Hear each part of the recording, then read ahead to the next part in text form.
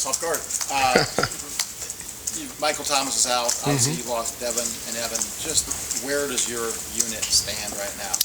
You know what? We're working to get better, obviously. It's a lot like any other year that we've been here. I mean, trying to take that next step as a group. I mean, it doesn't help having guys dinged up like Mike or Dontre and obviously a couple other guys that aren't practicing. But I feel good about the reps that the other guys are getting. I mean, it's giving guys opportunities to improve that maybe wouldn't have gotten as many opportunities as they would have. So we're getting there. Who of the young guys has really emerged or starting to emerge? Noah Brown's probably had as good a spring as I could have wanted. I mean, he's dropped 25 pounds, and I mean he's on a different level than he was in the fall, and so I'm really really pleased with where he's at. I mean, he's come a long way, and he's still got a little bit of work to do, but he's looking like a guy that's going to contribute heavily in the fall. And then young guys like Paris Campbell and Terry McLaurin they're still working. They're every day they're going out, and I mean they leave practice blown out because they're grinding to get better. They're not there yet, but every now and then they show a flash or a promise where you say, all right, by the fall, I think we can get this guy ready to play. Front row, Tim. Tim, Mike Clemson Dispatch. Zach, have y'all, with Curtis Samuel, does he meet with you a lot in your room? Talk about his progress a little bit. What have you seen out of him? Does it look like he can play that spot? Well, yeah, Curtis is really talented. Curtis could play a lot of different spots. I mean, there's very few that he couldn't. So he's been meeting in my room, kind of trying to saturate him with this position, just so we have more flexibility to utilize him back in the backfield, out of the backfield in the slot. And I mean, that's not something you could just dip your toe in and test the waters. That's something you got to dive in full force. I mean, he had a full year at running back to really work those skills, and so we took him this spring and said we're going to give him a full spring at receiver so we could try to develop that skill set so he becomes more multi-talented and we can use him in more ways. And Jalen Marshall, is he seeing some looks at other spots besides hybrid back? I mean, what do you? Yeah, I moved Jalen outside just for the spring. I mean, the way our defense plays so much press man on the outside, I wanted Jalen to go in and get that work on the outside. I wanted him to get press man work because that's something that you don't get a lot of in the slot. And I think to take his game to the next level, that was a critical piece. I don't think he's going to play out there, though he has the flexibility to move out there. He's getting a good 15 practice block of press man against guys like Eli, guys like Garyon, getting that great work that he would have otherwise missed out of in the slot. By the way, Dontre, what's he doing? Dontre, we have a great plan for Dontre. I mean, obviously he can't do anything mobily. He can't run routes or anything like that, but we do a lot of ball skills. I mean, he has a kind of a custom, him and a lot of guys, him and Johnny Dixon, him and James Clark, Mike Thomas, they do a lot of ball drills, ball skill development things, and even when they do rehab, they're in the underwater treadmill running and getting their cardio in. They're not just running in a treadmill. I mean, they're catching balls as they do it. So we have a very detailed plan for injured guys that can't necessarily get the work on the field, but just kind of a specialized rehab treatment program for them. Front row, Austin. Zach, it seems like the last couple of years, Dontre had a year running back, then you guys integrated him into your group a little bit more, same thing with Curtis. Is it just these two, or is this a trend or something that you want to, maybe do with the guy every year? Yeah, I mean, at the end of the day, we're going to get the best players on the field. So it really depends on how recruiting goes and who we bring in. We're not going to have a guy like Curtis sit on the bench because Zeke's the running back and just have him play 10 snaps a game. We're going to get him on the field as much as he earns. So Dontre was in that situation with Carlos Hyde, and then Zeke came in, and so Dontre, we weren't going to keep him off the field, so we moved him to receiver. Now Curtis, I think, in an ideal world, he's going to play both. The ability to go in the backfield when Zeke's not in, or play in the slot when Zeke is in.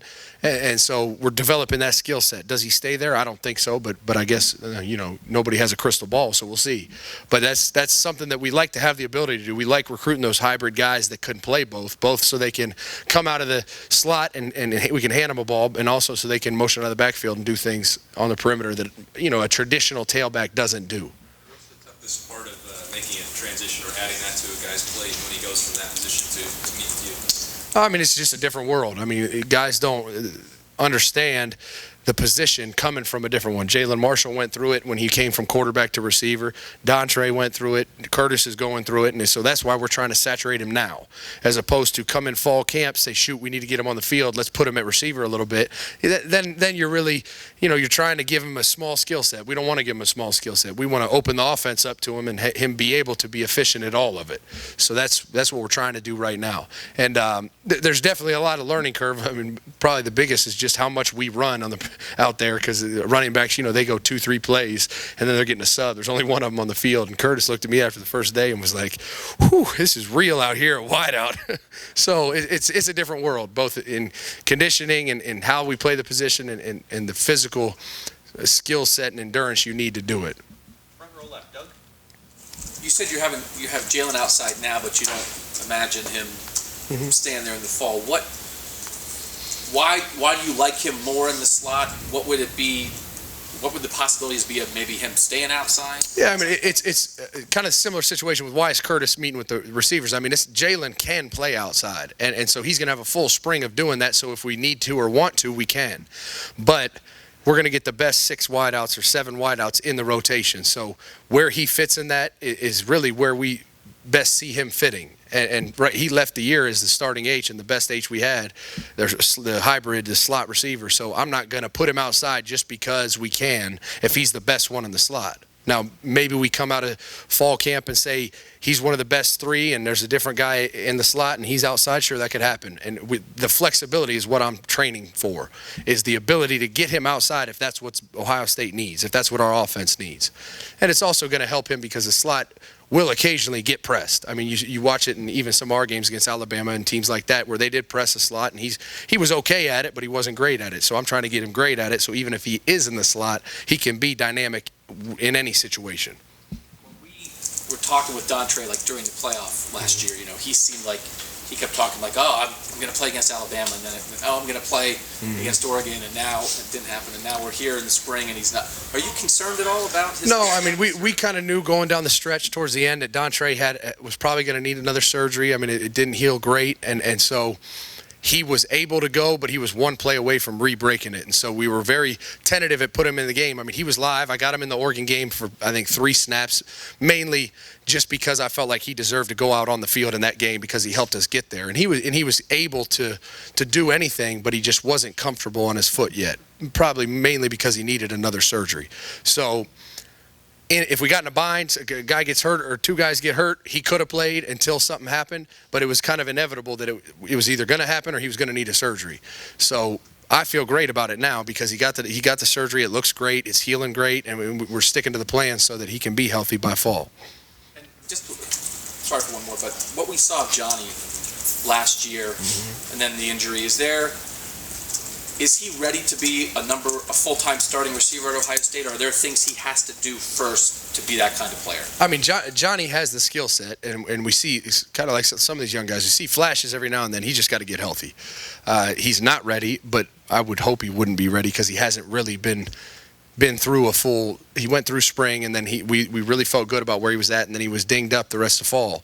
And so he came back and started off real strong and then kind of got re-dinged. And so our whole goal and mentality right now is get him healthy, get him to 100%, and then let's get him ready because he's going to be ready. He has everything there to get ready to go be a guy that we can count on, but we haven't had him healthy to do that yet.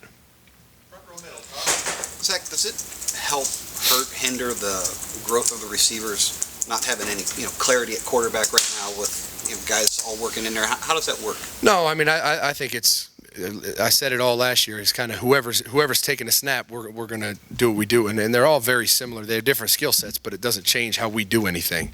So at the end of the day, every wideout has a one-on-one battle at some point in a route, in a perimeter run, whatever it is. They have a one-on-one. They got to win the one-on-one. Now, if the ball is a little high, a little low, a little harder, a little softer, I mean, that's something that you kind of get adjusted to as you're getting ready for a game, but that's not something that changes how we operate. So they're great with whoever's back there right now and always have been. And I mean, to be honest, it's a heck of a problem to have for them because they know whoever's back there is really good. You mentioned, does it change things like when Braxton throws a ball versus Cardell versus JT? They all throw different fall, so how much of an adjustment is it from a wideout perspective? It's not a lot of adjustment. I mean, they go through. I mean, obviously Braxton's not throwing right now, but JT and Cardale are throwing, and I mean, it's not like they're only catching balls from Cardale or only catching balls from JT. I mean, they're working with both, so they get accustomed to each other just through repetition. And so once Braxton's back and throwing, the same thing will naturally happen over the summer. They'll go out and throw routes and then in two-a-days and things like that. They will get accustomed to who the guy is, and really it's more for the quarterback, getting accustomed to how Jalen Marshall runs this certain route and feeling comfortable with it and having that chemistry. So they get the reps to have that chemistry, and you saw it last year. I mean, JT goes down and Cardale comes in, and the chemistry is phenomenal. And it wasn't because all of a sudden that week they started catching some balls from Cardale. I mean, they do it constantly. What do you think it'll be like, just one more, what do you think it'll be like for some of those young guys who came here and Braxton was this legend that they really haven't gotten a chance to play with when he's actually out there and they're able to play with him? What will it be like for those young guys to do that? I mean, I think it's going to be phenomenal for them. I mean, a lot of them came here because they knew Braxton Miller's this, Heisman candidate, two-time Big Ten Player of the Year, and so that they love him and they love him as a player, and they're excited to get him back on the field for sure. They can't wait for him to get back out there and do what he does. Zach, is Noah Brown, by the way, working at several spots, or where is he primarily working? Yeah, Noah's worked all spots. He's right now at X just because Mike's out, and that. Not saying he can't be the X, because he certainly can. He's done a great job this spring, but he played in the slot all last year. He played outside a little bit because he started showing that he could get on the field, and now I moved him to the boundary this spring. But even this spring when Mike was practicing and some of these guys that are dinged now that weren't, I was moving him around a bunch. And I told him going into spring, the mentality right now is to get you ready to start at all three spots, so that he's kind of like Jalen. He has that flexibility so that when we need to get the best three on the field, whoever that is, I can plug them where I need to, and they'll be really good at it. Two more questions for Zach. Matt, far left.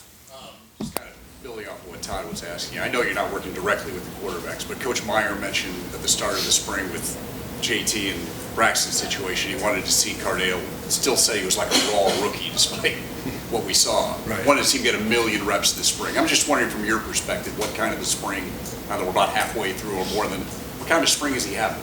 You know what? He's developing. I mean, he's coming along. I mean, just never mind. I mean, he's always had the skill set. He's always been really intelligent and has a good football IQ. But just things like, leading guys, when getting frustrated when a guy drops a ball or right guard misses a protection. I mean, he's grabbing them and saying, come on, let's go. You got to do this. You got to do that. And explaining to Stephen Collier, like, listen, this was the coverage. Do that. You see him step out more as a leader than he had in the past because he was kind of in the back seat, just trying to, stay active and stay engaged. And so you see that, which is really good to see. But as far as a quarterback, yeah, he's gotten better over the 9 practices we've had. But you see more intangible stuff coming off the, kind of away from the play than you do on the field.